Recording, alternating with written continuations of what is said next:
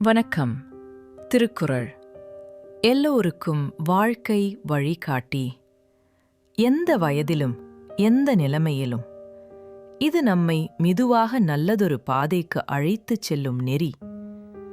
நாள் ஒன்றுக்கு 2 நிமிடம் மட்டும் கேளுங்கள். புரியாவிட்டாலும் பரவாயில்லை, நடைமுறைப்படுத்த முடியாவிட்டாலும் கவலையில்லை. கேளுங்கள், மெதுவாக உங்கள் மனதில் ஒரு மாற்றம் உருவாகும். கடினமான நேரங்களிலும் கூட அது உங்களை அமைதியாக தூக்கும். உங்கள் வருகைக்கு நன்றி. லைக் பண்ணுங்கள், சப்ஸ்கிரைப் பண்ணுங்கள். வாங்க, இன்று நம்ம திருக்குறளை தொடங்கலாம். இன்றைய குறள் அதிகாரம் 14 ஒழுக்கமுடைமை. குறள் எண் 133. வணக்கம். ஒரு மனிதன் உயர்ந்த குடியில் பிறந்தவனா அல்லது தாழ்ந்த குடியில் பிறந்தவனா என்பதை தீர்மானிப்பது எது? அவன் பிறந்த குடும்பமா அல்லது அவனது செயலா?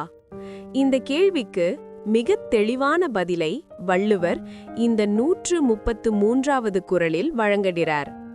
உண்மையான நற்குடி பிறப்பு என்பது ஒருவனின் ஒழுக்கத்தை பொறுத்தே அமைகிறது என்பதை இங்கே காண்போம்.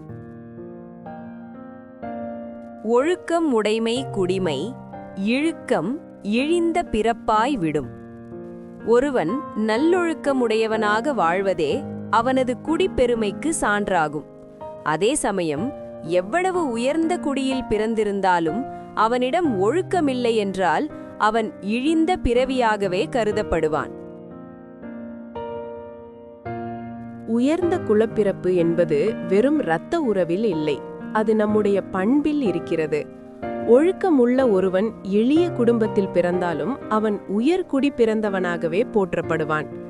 ஒழுக்கம் இல்லாதவன் எப்பேற்பட்ட அரச பரம்பரையில் வந்தாலும் அவன் இழிவானவனாகவே கருதப்படுவான். நம்முடைய அடையாளம் நாம் பிறந்த குடும்பம் அல்ல, நாம் கடைபிடிக்கும் ஒழுக்கமே என்பதை உணர்ந்து மேன்மை அடைவோம்.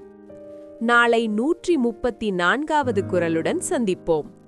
உங்கள் மனம் நிம்மதியாய், உங்கள் வாழ்வு நிலைத்ததாக இருக்க நமது சேனலுடன் இணைந்திருங்கள்.